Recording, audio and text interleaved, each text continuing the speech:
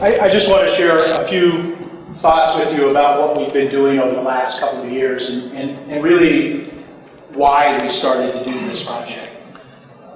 We looked 2.5 years ago and saw a community where more than half of the kids in Chicago public schools don't finish. They drop out. We saw too many of the kids in this community that were growing up without mentorship. Too many that were growing up without expectations of themselves and expectations placed on them. And we looked around and we saw far too many kids who really didn't even have the basic awareness to dream and hope about what they could become. And we knew that we could do something to make a difference there. And the something that we chose to do was to try to build a school where private sector leaders, mentors would engage on a regular basis with these students, would show them that we cared, would show them that we have expectations of them, and that we're going to help them reach for the stars.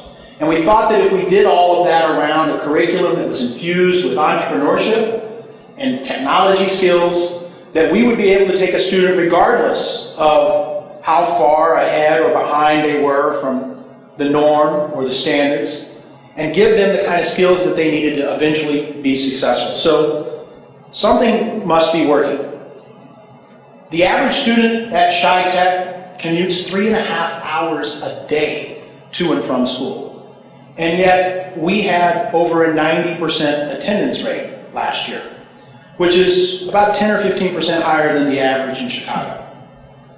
With kids traveling from all over our community to come together in this one school, we've built up a tremendous amount of excitement. I remember struggling to find kids to apply to be a part of our first class 2 years ago. Today we have over 1,000 kids that have applied to be a part of this next freshman class. We're going to fill this room in about a half an hour.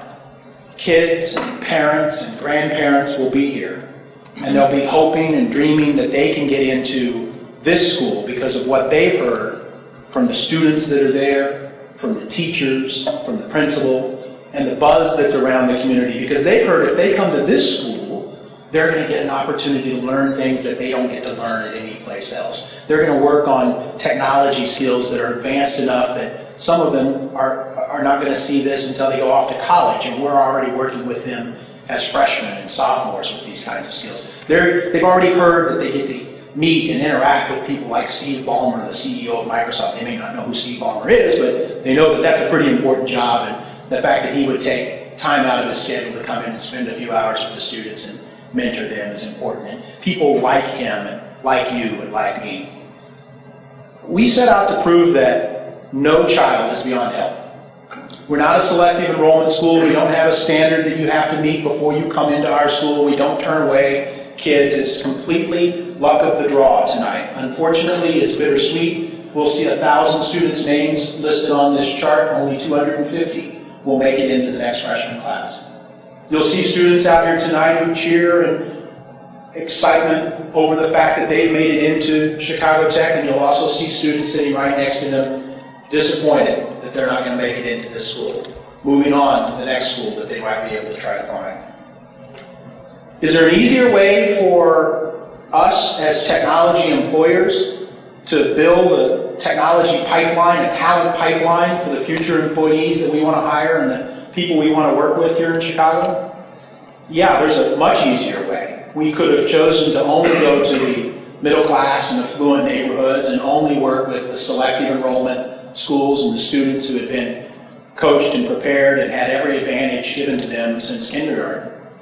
But instead, we wanted to prove that giving the kinds of soft skills and social skills and mentorship and interaction to these students, it didn't matter where they came from. We could influence where they were heading. Here's what we know. We know that education may be the only industry that has not fundamentally changed since the Middle Ages. That we teach kids today that pretty much the same way we taught kids over the last 400 years. We set out to try to prove that there may be a slightly better way to do that by partnering closely with the teachers who are on the front lines, who are doing the important work, to give them the kind of support and curriculum, the kind of support from mentors, and the kind of support from people like me and you in the classroom to help them do their job better. We also thought that taking kids out of the classroom was a really good idea. Let's put them into businesses. Let's show them what jobs actually look like and the careers they might end up in. Let's give them internship opportunities. Let's send them to Microsoft and to Google and to IBM and to the Illinois Technology Association, all of the places that they actually got to go this past year. Let's let them interact with people and learn what future holds for them. We set out, frankly, just to spark and capture the imagination of these students. And now, they're bringing along behind them a whole new crop of students. These are the leaders. These are the people that are building this school more than anyone else, more than the teachers, more than the principals, more than me or you. Those are the leaders that are building this school.